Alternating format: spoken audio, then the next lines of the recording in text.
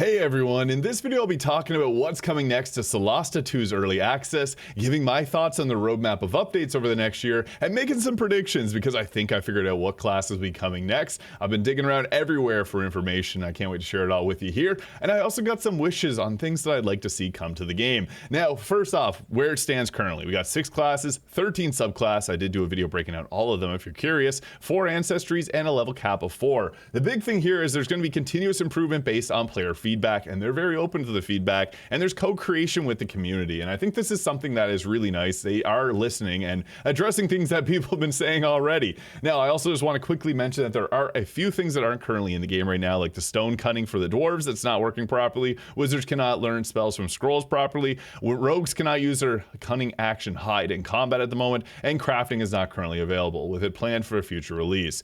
Now, what we got for future updates here in quarter 3, there's going to be an update with multiplayer. This is amazing. Really looking forward to that. One new class, and I think I know which one it is, as we already have a spell focus that is druidic with the sprig of mistletoe here. So I would be surprised if we didn't get the druid next, because I know is a very popular one, and actually from comments a lot of people were talking about seeing the druid. Another thing though is the warlock is also referenced in the game. There's an Etten moment where you're sneaking past them and you can use a password, and they suspect you're a warlock if you get it correct. So those would be my guesses for maybe the first one, but I actually think that the second class may be something a little different. I'll get to that in just a moment here, but we're going to see more customization. I know that's a big thing for a lot of people in this quarter 3 update, is more customization options. They even made a checking in after 24 hours post, and the big thing here in bold, character creation. We've seen it, we've heard it, character creation not working as well as we'd hope. Now, this is something I did a video on because you if you want your characters to look human, you have to use some of their presets to make that work properly. So they are going to be adding more presets,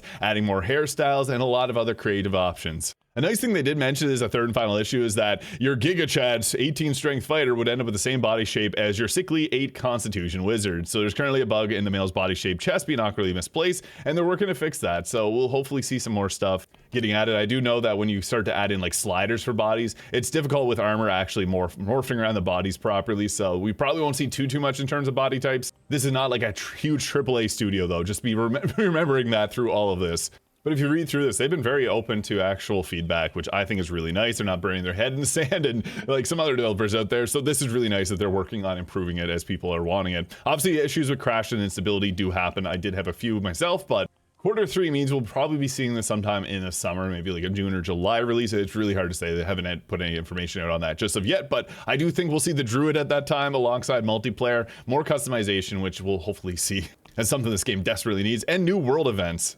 And one thing I do appreciate is the world events they currently have. This is where I got some of the secrets or what might be coming next. But as you explore around, they're going to be actually adding more of these too as the time goes on. It won't just be with that quarter 3 update. They have mentioned that they will be adding more of these as time goes on, and some special ones here. That may be like a time limited event. So a lot of cool things that they can do with this, and this opens things up for modding, which I'll talk about modding near the end of this video, but really excited for like the whole overworld. I think this is nice. So definitely looking forward to more world events, but it's the update 2 that is a big one because there's a lot coming in it. Start of Act 2, very shocked to see that, but the new class. Now, there isn't an official wiki. They're actually working on it. They did mention in their Discord that it's something that is getting worked on, but at the current moment, there is this website Game Lantern that just recently popped up, and the cool thing about this is, I'm not sure where they got their information from, but it does have the Bard and the Druid listed as other classes, because all of the spells for the Bard are actually in the game currently. So my guess is a huge lover of the Bard. I'm very hopeful we'll see this come here.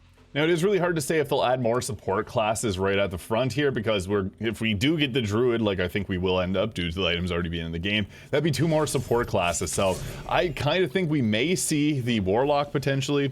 Though personally, I would love to see the druid and the bard together. We'll just have to wait and see, but this update 2 will be large. I'm expecting to see this probably in like late fall, but yeah, this will add in the new Ancestries, which I have a feeling. Now, one thing is they can only use the system reference documents and anything that they homebrew. Now for Ancestries in Solasta 1, we had the half-elf, which is not currently in the game, and the half-orc. I have a feeling we'd probably see those somewhat soon, but there's also Dragonborn as well. So Now, I don't know if we'll end up seeing things like the Cavalli here, but I have a feeling we'll see half-elves and half-orcs getting added to the game, potentially Dragonborn. That'd be like the three that I would think of that come from here. They also did talk in some previous updates, and even in their like early access dev stream here, about doing homebrewed races, because again, they can't really use a whole lot of D&D related stuff. I'll get into that a little bit later on in the video, but this does limit them. So that new ancestry, two ancestries, likely half elf, half orc. The new class, probably barbarian potentially, or warlock. They can add in things like the artificer. However, I just want to quickly mention that we'll also see a level cap increase to level 6 here, which is going to be nice because all the marshals are going to become a lot stronger there, and the power levels will shift a little bit because right now with only level 4, no one gets their extra attack, and this makes things like the scavenger rogue, which is newly added, very strong because they get additional 1d6 of damage on their attack alongside their additional bonus from sneak attacks. So really looking forward to that. But the thing that kind of surprised me is the start of Act 2. Now, if you played Baldur's Gate 3 and their early access period, you only got to really do Act 1. So the fact that they're progressing this to Act 2, I think is kind of interesting. And we'll have to see what all that means, because I don't think right now as it stands, the Act 1 is over. Like, if you played through the demo, I've put in like 30 or 40 hours almost now into this game, and it isn't feeling like it's complete in Act 1. So I am really curious to see what they mean by Act 2, as they'll probably have more content added in the previous updates. It's just not really listed out there. So they will probably do other types of updates, small ones. We even had a hotfix today to add even in more stuff. I guess looking ahead at more Ancestries classes, factions, and extra content, which is going to be coming later. Now, they do plan to have this for about a year for early access and then have it release on like PlayStation 5 and Xbox, but we'll just have to wait and see, because obviously things like that can change. Now, it remains to see if we'll have all classes available at launch, because they could do what they did in the previous game and have some of them be like DLC-based classes, but I do think we'll see the Druid, Bard, Warlock, and probably Barbarian come soon. I know those are ones that are definitely requested highly. I would also like to see the Monk. Obviously, all classes for Core 12 would be nice to see, and they'll all likely come over time. And we'll also, I guess, see in the Quarter 4 update a crafting system here. Now, this is something that is kind of already, like, they have the components into the game. Like, a lot of the stuff that you're picking up is crafting-based items. So you're going to have a lot of stuff. These tooltips keep popping up every single time, but there's already a lot of crafting-based materials here. I'm excited to see how that develops. Now, one thing I do want to talk about is how they can't use a lot of the IP from Wizards of the Coast, Hasbro, and Dungeons & Dragons as a whole. They can, however, use the system reference documents. So this has content that you can use and reference to publish under Creative Commons. So this is stuff that they are able to use. It is slightly limited. That's why if you've played Baldur's Gate 3, the only subclass you'll recognize in this game currently is the Life Domain Cleric, because it's one of the ones that's included here. So there's a lot of things that are like restricted they can't actually use, like the dueling feat, for example, or dueling fighting style, for example. They actually cannot use it as it's not included, but they do have some of the different character origins listed here. Although I do see that the half-elf and half-orc have been erased from here, but we also have for feats, a lot of them are already somewhat in the game, like Savage Attacker, Ability Score Improvement, obviously, and then the core ones like Archery, Defense, Great Weapon Fighting. We do have weapon masteries, although I don't think we'll see anything like a musket or pistol, really, as there likely won't be an artificer in this game, but you will be able to brew healing potions. And the spells, there's a selection of them. Now, there are actual spells that weren't in Solasta 1 that are actually in the system reference documents, like Command, for example, and it's kind of hard to say if we'll see things like that. I personally love that spell, but we'll just have to wait and see how things get developed. There are also a bunch of different items and other creatures and stuff like that. Now, it does become difficult because if there's certain items that are not included here and they want to use them, it's kind of tough luck because they can't create copies of it. Although I am not a lawyer, so I don't know the full legality of that kind of stuff. But I assume you just can't take something that's already in D&D, rename it, and try to pass it off as your own. So we will see more homebrew classes. And I gotta say, I do think they do a great job with the homebrew classes. They are all pretty fun. With my favorite new subclass actually being the Aether Warden Fighter, which is like an Eldritch Knight, but it's a Constitution-based fighter. They say it's a half caster, although I have a sneaking suspicion it's actually 1/3 caster.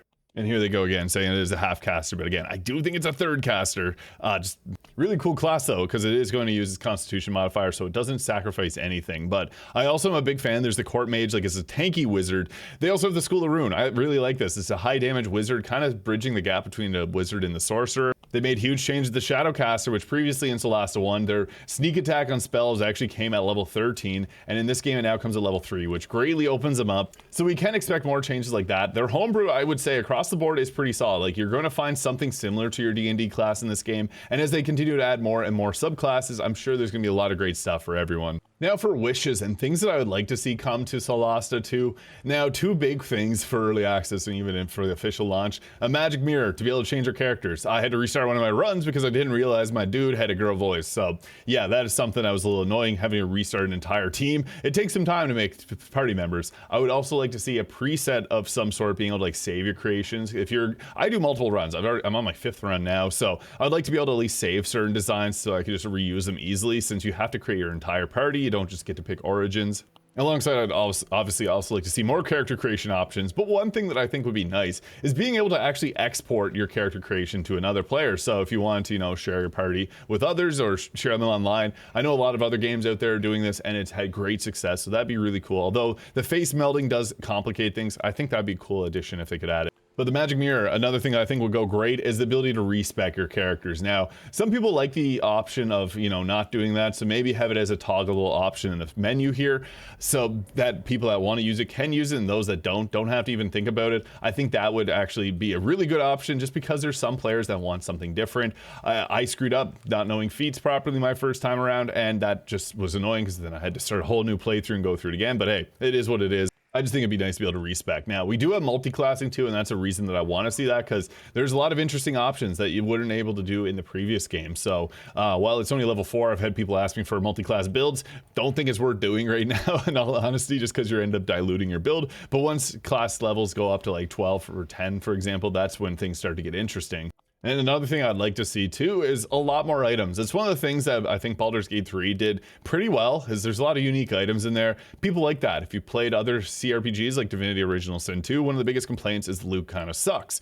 So if the loot doesn't suck, I'm a happy camper. It's just nice being not overpowered weapons, but having something that's just better than your old 1d6, maybe have a special effect on it. There are some items I'm on a bad playthrough to find it, but I have another playthrough that has a bunch of a few necklaces and other items there. So I would love to see more types of items get added to the game, because it just opens things up a lot. Now, I know creating a party of 4 is kind of a big component of this game, but I would love to see some type of companions maybe recruitable. Not that you'd have to use them, but I feel like for this one here, it's going to be just stuck with your core 4, because the family is like a big part of it, but we'll likely see future campaigns and new ones in DLCs. I would love to see that. That's another thing I should mention. I'd love to see more campaigns. That's one thing that Solasta 2 did well in their Dungeon Master mode. In fact, this is one thing that I think Solasta 1 did very well, is creating all these different campaigns that people could come up with, create their own maps and different ways to play through the game, because with a game like this, it's sandboxy. People love that level of freedom. That's why Crimson Desert, which is coming out in a few days, is very popular. People like that freedom that you can get in gaming. Although I do know that I did see in places that their switch from Unity to the Unreal Engine here does cause some issues with making it possible to do things like that, but we'll have to wait and see. Hopefully they get the funding to be able to add this in.